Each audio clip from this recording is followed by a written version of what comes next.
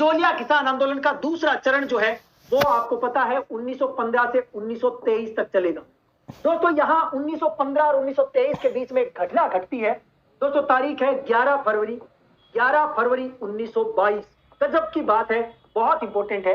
इस स्थान पर 11 फरवरी 1922 को दोस्तों एक बहुत बड़ी समिति का गठन होता है रॉबर्ट हॉलैंड के नेतृत्व में। दोस्तों रॉबर्ट हॉलैंड कौन है आप जानते ही होंगे। रॉबर्ट हॉलैंड, दोस्तों रॉबर्ट हॉलैंड तत्कालीन एजीजे है, एजेड टू गवर्नर जनरल है।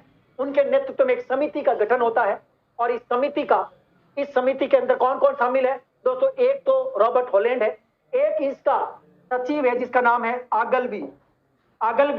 दोस्तों नाम है आगलबी।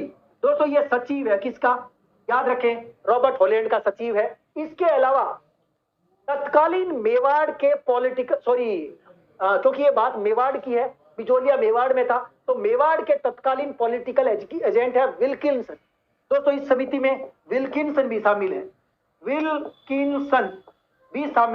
तो यानी 3 लोग तो हो गए। रॉबर्ट हॉलैंड तत्कालीन एजेंट टू गवर्नर जनरल, अगलबी जो कि सचिव है इसके रॉबर्ट हॉलैंड के, और तत्कालीन पॉलिटिकल एजेंट मेवाड़ के विल्किंसन। और इसके अलावा मेवाड़ के दीवान है जिनका नाम मिलता है प्रताप चंद्र चटर्जी। दोस्तों प्रताप चंद्र चटर्जी ये कौन है, तत्कालीन मेवाड़ के दीवान है। ये समिति बनी है और इस समिति ने राजस्थान सेवा संघ के साथ समझौता किया है। दोस्तों राजस्थान सेवा संघ और रॉबर्ट हॉलैंड की अध्यक्षता में बनी समिति के बीच एक समझौता होता है और यह समझौता बहुत इंपॉर्टेंट है।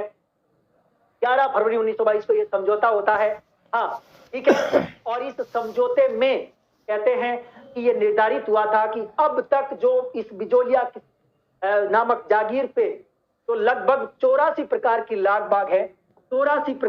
बाग है। इनमें से 35 लाख बाग कम की जाती है दोस्तों, कम की जाती है। ये घोषणा कर दी गई क्योंकि इस समय अंग्रेजों को पता चल गया था कि देश भर में दोस्तों, क्योंकि ये 1920 की बातें हैं, 11 फरवरी की बातें आप समझ गए होंगे। इस समय असहयोग आंदोलन परवान पे होता था। यदि वो चोरा चोरी हत्याकांड नहीं होता तो यहाँ ये जो समझौता हुआ है ये समझौता यहाँ लागू रहता, लेकिन हुआ उल्टा कि ये समझौता तो हो गया, लाग बाग एक बार के लिए तो कम कर दी, लेकिन थोड़े ही दिन बाद में लाग बाग पुनः बढ़ा दी गई।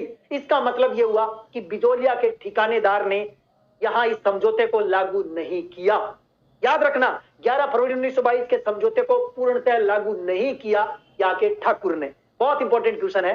चलिए दोस्तों